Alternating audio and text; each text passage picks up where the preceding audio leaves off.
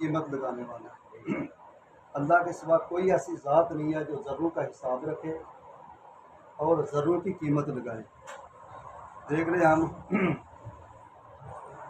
صورتحال یہ ہے کہ ہمارے یہاں پیسوں کا حساب ہی کوئی نہیں ہے، ذرہ تو دور کی بات ہے نا، پیسے کا حساب نہیں ہے۔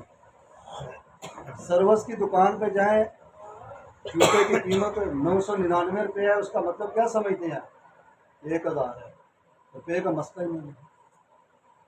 حالانکہ اللہ کے ہاں ذروں کی گنتی ہے اور ذروں کا حساب ہے۔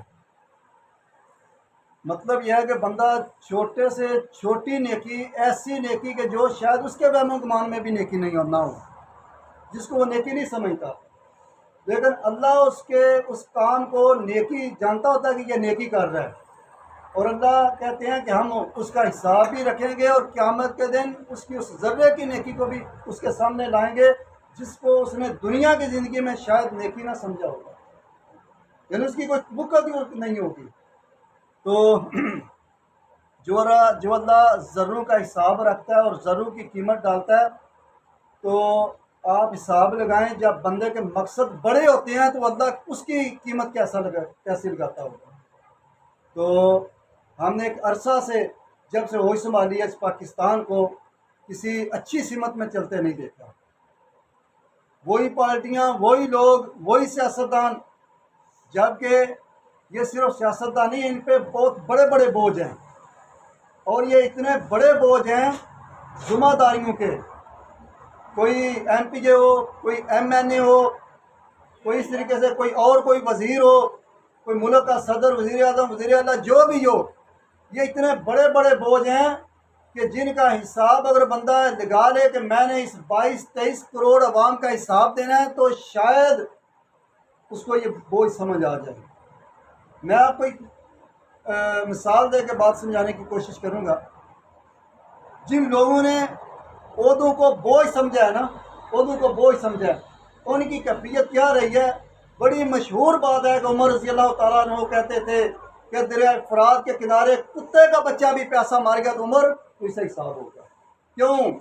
دور خلافت تیرا ہے، حکمرانی تیری ہے، سلطنت اور یہ علاقوں کے قبضے وہ تیرے کنٹرول میں ہے، اور تیرے ہوتے ہوئے اگر کتے کا بچہ بھی پیسہ مرا تو اس کا حساب عمر دے گا۔ کتے کا بچہ کیا ہے؟ جانور ہے نا۔ تو یہاں تو انسان پیاسے مرتے ہیں، یہاں تو انسان بھوکے مرتے ہیں، خودکشیوں کے معاملے ہیں، یہ سارا ہو رہا ہے۔ یقین کریں ہمیں سمجھ نہیں آتی یہ لوگ قیامت کے دن اپنے مالک کو اتنے بڑے بڑے یہ بوجھ اور عہدوں کا حساب کیسے دیں۔ اور یہ صرف 22-23 کروڑ عوام کا حساب نہیں ہے، حساب تو جب قیامت کے دن آئے گا نا تو جو دینے والے ہیں حساب تو ان کے بھی دینے ہوں گے۔ حساب تو پاکستان سے علاوہ جب یہ جو باہر سے غریبوں کے لیے امدادیں آتی ہیں، سیلاب فنڈ آتے ہیں اور لوگوں کے لیے جو فنڈ آتی ہیں سارے غلے کی شکل میں، پیسے کی شکل میں، یا کسی اور جو وہ خیموں کی شکل میں، حساب اس 23 کروڑ عوام کا نہیں، حساب تو ان کو بھی دینا ہے۔ یہ امانتیں تمہارے ہاتھوں میں دی تھی، تم نے کیسے ان کو استعمال کیا اور کہاں؟ تو یہ جب لوگ عہدوں کو بوجھ نہیں سمجھتے، موج مستی کا ذریعہ سمجھتے ہیں، تو تب عوام کی حالت یہی ہوتی ہے جو آج ہو رہی ہے۔ لیکن اللہ کی قسم پاکستان میں کسی چیز کی کوئی کمی نہیں ہے، کوئی کمی نہیں ہے، نہ یہ ملک غریب ہے، نہ کسی معدنیات کے لحاظ سے کوئی کمی ہے، نہ پیسے کے لحاظ سے کوئی کمی ہے، نہ اس طریقے سے ترقی کے لحاظ سے کوئی کمی ہے۔ اللہ نے پڑھے لکھے جو وہ نوجوان اور افراد اس معاشرے اس ملک کو دیے ہوئے، جو دنیا چلانے والے ہیں، ایسے لوگ اللہ نے سائنسدان اس ملک کو دیے ہیں۔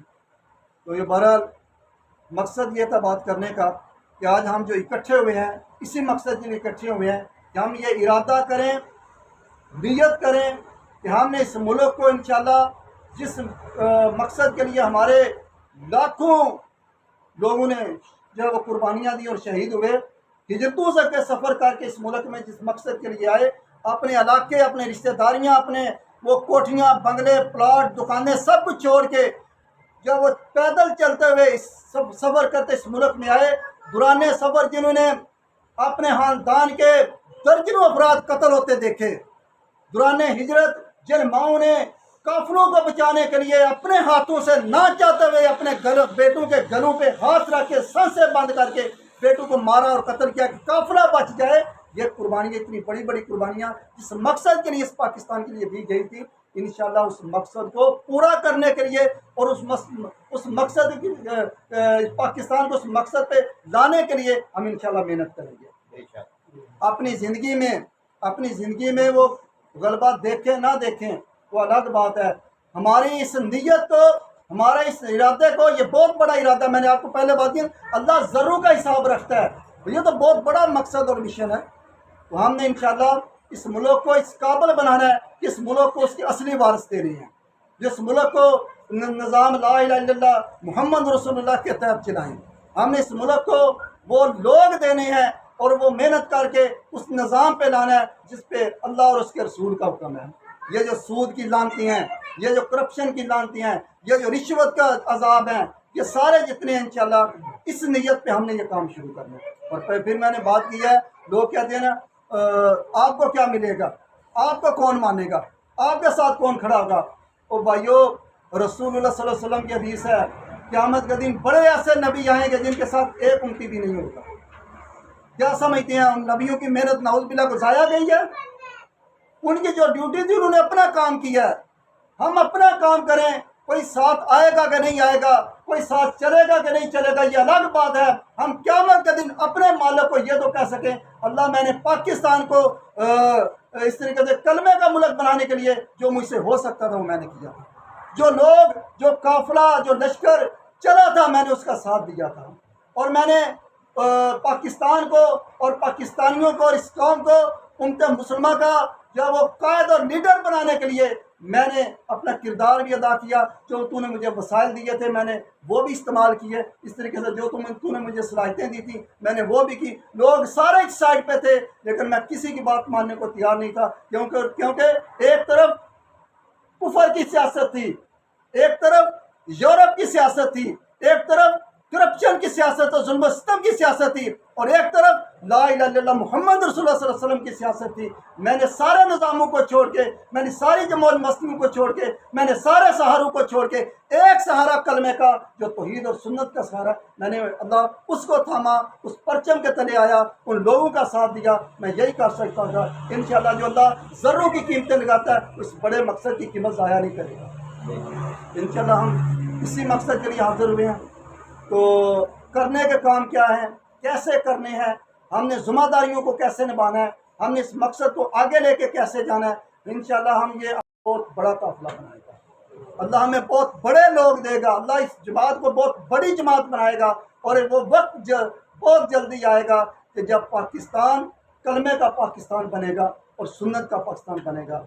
वाहिर दावाना अनिल हम्दुलिल्लाहि रब्बिल आलमीन।